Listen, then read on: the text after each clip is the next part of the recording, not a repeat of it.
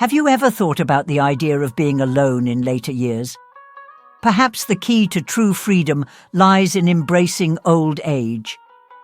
Aging with happiness sometimes naturally comes with the decision to embrace solitude.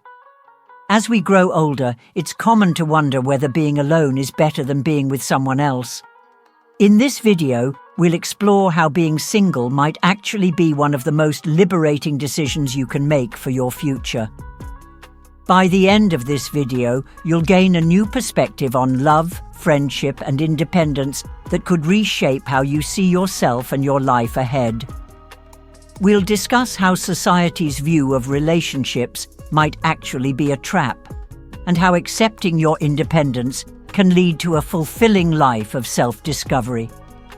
Stay with us until the very end, and I promise you'll see the value in living life as you define it, free from societal pressures.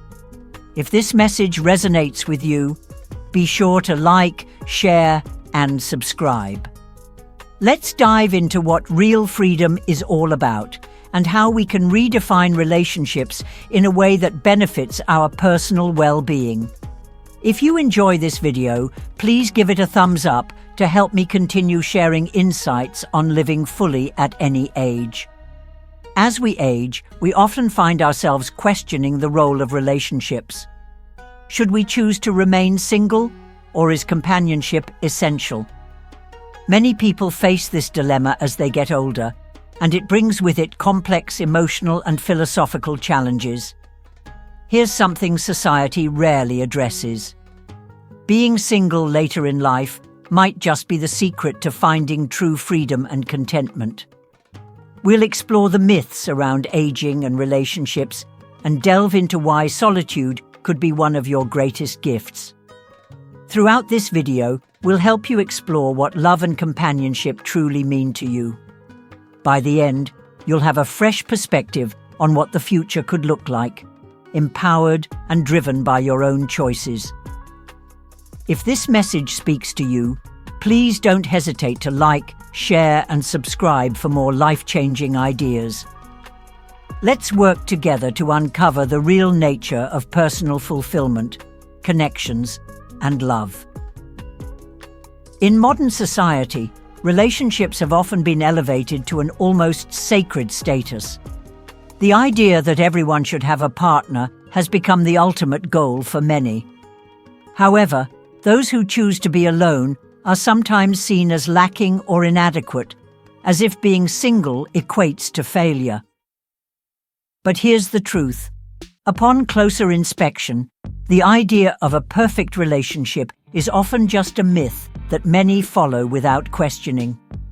Society tells us that to live without a partner is to live without meaning, but this idea is not only misleading, it's also limiting.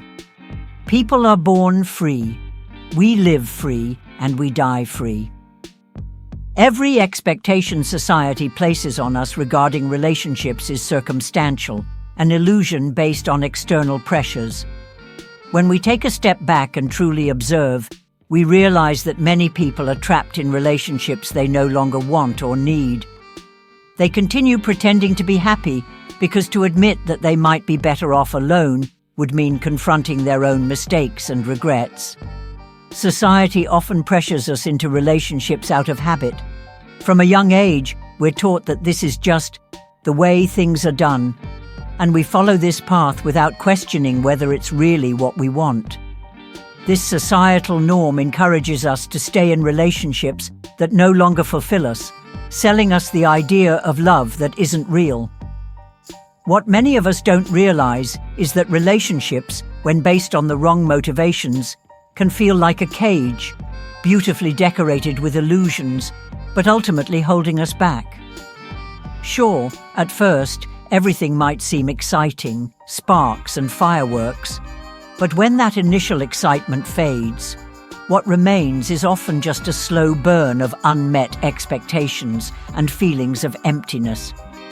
Why do we avoid being alone? Perhaps it's because we fear being labeled as lonely or inadequate. But the true cost of avoiding solitude is much higher. The price is our ability to confront ourselves, to understand who we are without the influence of another person. When we stop running from the truth, we can begin to see that being alone isn't a weakness. It's an opportunity for self-discovery. So, as we continue on this journey of aging, let's remember that choosing solitude can be a source of strength, not something to be feared. Key points to remember. Society often presents relationships as the ultimate goal, but being alone can be a path to greater freedom and fulfillment. Solitude allows for self-discovery and personal growth without the need for external validation.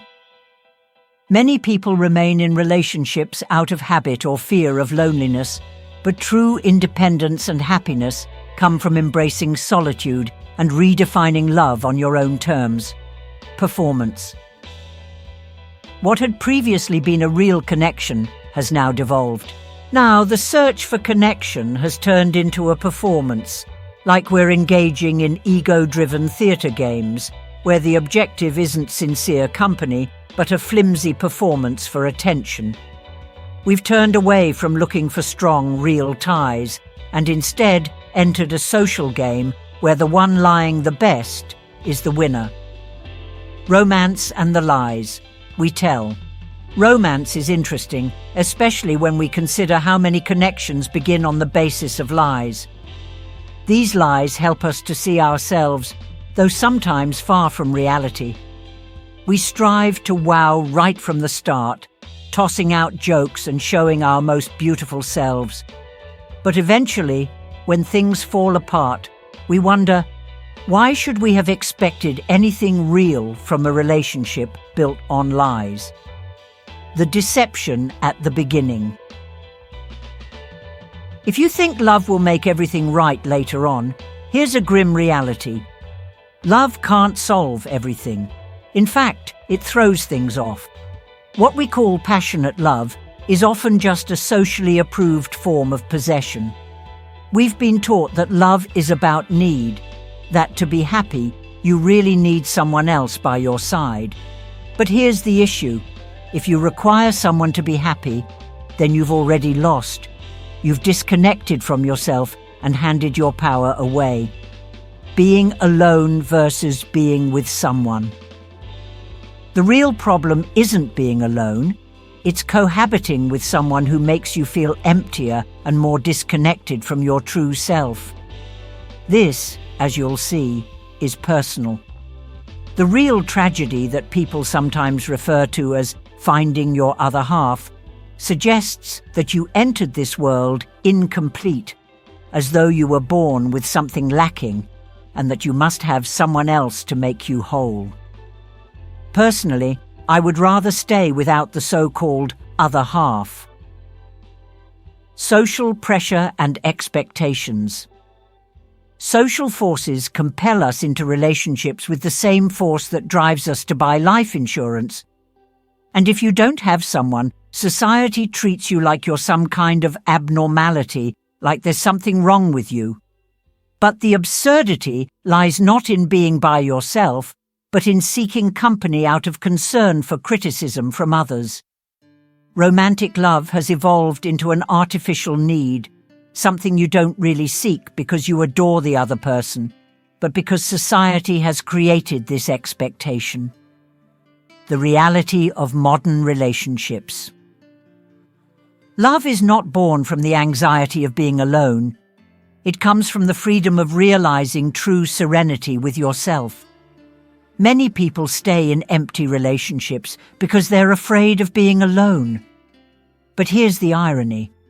Most couples, despite being physically together, feel more alone in their relationships than they would if they were single. If you feel isolated while you're with someone, then you're in a poor condition. Emotional reliance and the cycle of suspicion. This is the dishonesty we deal with daily. Couples don't come together because they actually yearn to be with each other. They gather because they can't bear being alone. Emotional reliance substitutes for real affectionate bonds. If you find yourself needing to know your partner's whereabouts every minute, then you don't have a relationship. You have an emotional one. Infidelity and the fear of betrayal. Infidelity becomes the ghost that haunts every encounter. It's no wonder society is dysfunctional, where fidelity is becoming the exception rather than the norm. We live in a state of constant anxiety, always checking our phones, peeking over our shoulders, fearing our partner might be cheating. This is what we've turned love into, a constricting, fear-driven dynamic. The cycle of doubt and technology's role. What kind of relationship exists when the underlying anxiety comes from the fear that your partner will find someone else or get bored? If you find yourself constantly checking your partner's phone, there's a truth you're not ready to face. The relationship is already over. But none of us dares to say it openly. It's easier to fool others and pretend everything is fine. The damage done. Even if your partner hasn't done anything wrong, the damage is done. Particularly if they are attractive or active on social media, you get caught in an unending cycle of uncertainty. It's not even about infidelity anymore. The real issue is that infidelity feels natural in our civilization. Temptation is everywhere, and technology has made dishonesty so accessible. Yet, we continue to hold on to the false belief in monogamy, acting as though we live in a different time. The fantasy of eternal fidelity. Why do we still cling to the idea of eternal fidelity? If cheating is so prevalent and everyone has been a victim of it at some point, why do we keep pretending that it's the ultimate standard? True love based on control is a lie. Loyalty imposed out of need is a form of torture, and it's something that no one should welcome. The biggest pleasures in life have turned into a battleground. It's no longer about desire, but the anxiety of violating unspoken rules. But what kind of life is that? Is that the kind of connection we should seek? We are building relationships based on repression and fear. Look at animals. None of them are chained to a lifetime partner. Even if they form bonds, they still interact freely with others of their kind, enjoying each other's company without shame or guilt. They engage in sex because they find it enjoyable, without the burden of wondering if they're betraying someone. On the other hand, humans are the only species that make sex a daily habit, often driven by societal demands. It doesn't matter whether they feel like it or not. We call this dedication, but is it truly freedom? Shouldn't sex be as free as food? A simple, natural pleasure that we can enjoy without guilt or constraints. Why do we continue to let outdated societal norms control our experiences? Something as basic as our natural impulses has been restricted by these norms. People who participate in casual relationships based on mutual consent are often seen as living authentically, tuned with their nature.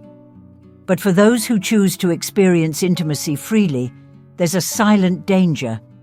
They're labeled as cold, distant, or worse, especially women. The real issue isn't the freedom to explore pleasure. It's the hypocrisy of pretending to be pure while fantasizing about betraying the person you're with. What's stopping us from living authentically? It's the same societal norms that even those who enforce them don't follow. They uphold religious values while secretly wanting to break all the rules they impose on others. I'm not advocating for reckless sexual freedom, as that often leads to obsession and emotional imbalance. But there's nothing wrong with enjoying sex when you feel it's right and appropriate.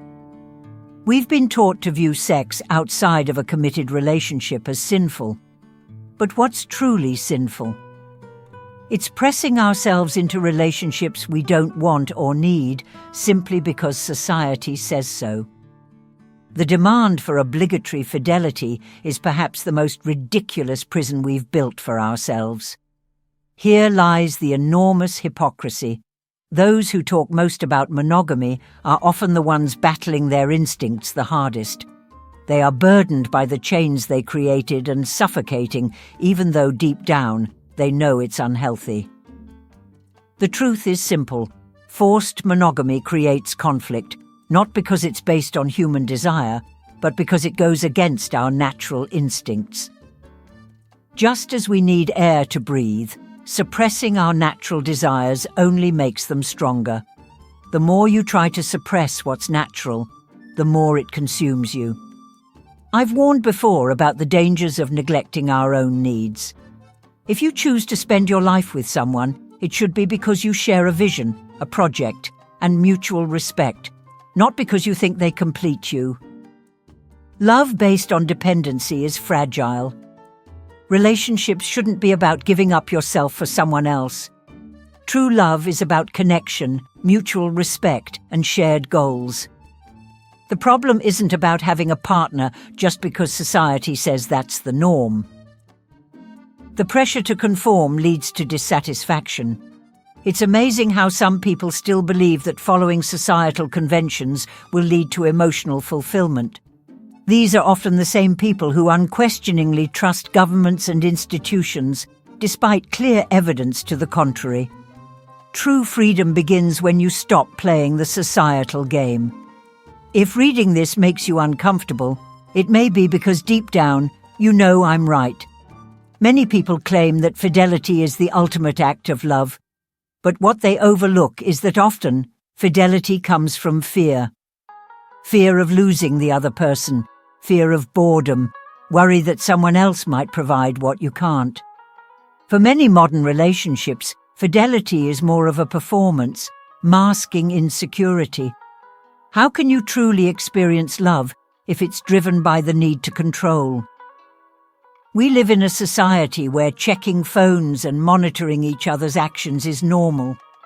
When mistrust defines a relationship, love dies. What remains is merely staying together because it's expected or because a child has been conceived. That's inertia, not love. Love should never be a privilege bound by rules and responsibilities. It should be a mutual respect agreement where both individuals understand that freedom is a natural part of life and not a threat to the relationship. True freedom is essential for personal growth, and once we embrace it, we begin to see how relationships evolve, not because they are chaotic, but because desire is no longer hidden or forbidden. This shift is incompatible with society's expectations. Society has shaped us to fear the loss of a loved one so deeply that many people suffocate their partners with too much control. The belief that control ensures fidelity is a harmful fiction. In reality, control only breeds resentment and bitterness. In a relationship, the need for constant affirmation and affection eventually loses value. When real desire, whether physical or emotional, is suppressed, internal conflict arises. What may have started as an honest, open connection can slowly transform into a falsehood, choking the very love that was once vibrant. True love, based on vitality, does not require walls or imprisonment. If you have to bind someone to your side, you've already lost spiritually. A bird, weighed down by chains, will long to fly free. Freedom, not limitation, should be the foundation of any meaningful connection. This freedom is more perilous than anything we've ever known. Throughout our lives, we've been taught that solitude is a failure, something to fix. We've been conditioned to believe that life without a partner is an unfinished project, something to be corrected. But being single is not a mistake. It's a conscious choice that demands bravery one few are prepared to make. Ironically, those who oppose single life are often trapped in relationships that no longer serve them, burdened by commitments they're too afraid to release.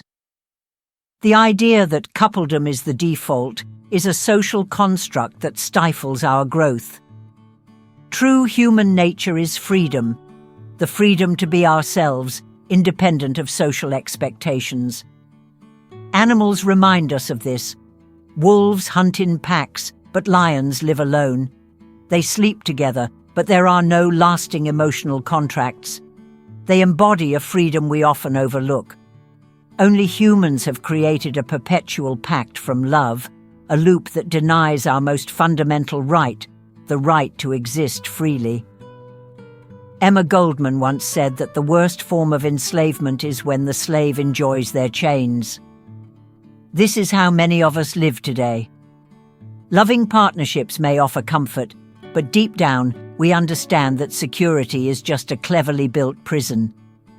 Too often, the couple dynamic becomes a web of promises that seem to provide consistency, but end up creating emotional instability. The absurdity is that singlehood is often seen as a problem, especially for women who are pressured to find a partner before time runs out. Society sympathizes with those who remain single for too long, as if they're missing something essential. What they fail to realize is that single people are not suffering. They're observing, standing outside relationships that have long since expired. Some even take pleasure in witnessing how couples, who judge their solitary lives, are bound by the very pressures they refuse to acknowledge. The need for a partner doesn't stem from love, but from fear. The single person challenges the status quo. If one person can live without a mate, it forces others to question why they cannot.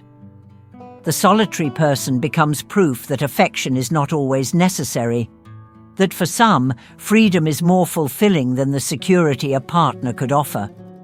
This is a tough truth for a society obsessed with romanticism. Being single does not mean wasting time.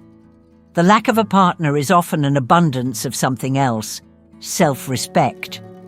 Choosing to remain single is a conscious decision, one that does not involve selling your time or body for fleeting illusions of connection. It's a refusal to participate in the circus of ownership and seduction, games where everyone plays a role driven by psychosis and paranoia. Singleness, in its purest form, is a step away from absurdity. It's about no longer pretending to be anything other than yourself. There's nothing to prove. A single person doesn't need to charm everyone. They simply live for themselves, in their own space, free from competition. Oscar Wilde famously said, "To love oneself is the beginning of a lifelong romance." A relationship should not define your life. It should fit into it. Singleness allows connections to exist naturally, free from coercion, without emotional debts or expectations of ownership. Casual relationships, built on respect and honesty, are not threats to freedom. They are spontaneous, grounded in genuine connection. Love's true goal is not ownership or control, but the freedom to love unreservedly, without the need to possess. True love should never bind you. Singleness is not a phase or a transient condition. It is a place where you can explore your worth, free from the demands of external life. It's a conscious choice not to fool yourself with promises of eternal love. Ownership and control are not the essence of love. Freedom is. The ability to appreciate life and relationships, free from rigid commitments, allows for deeper understanding and self-love. Being single is neither a punishment nor a weakness. It's an opportunity to live fully, to explore all aspects of your identity and discover what truly brings you joy. Free from the weight of forced commitments or the unrealistic expectations of romantic relationships, you can create your own path. Life is not about following society's rules or seeking validation from others. It's about owning your path and making choices that bring you peace. Self-discovery, personal development, and self-love are treasures that come from walking a path alone. And that path is not one of loneliness, it's one of freedom and fulfillment. Many people lose themselves in relationships that were never meant to be. bonds that prevent them from growing and thriving. Being single is not a failure. It's an invitation to live authentically, to embrace your development and well-being. Remember, the real measure of happiness is not found in the presence or absence of a partner, but in your ability to live true to yourself, to follow a path that nourishes your spirit, no matter what society tells you. Whether single or in a relationship, the goal is the same: harmony with your inner self. Thank you for being here today. I hope this perspective has offered you valuable insights. Feel free to share your thoughts in the comments below and let me know how these ideas resonate with you. Don't forget to like, share, and subscribe to our channel for more discussions like this.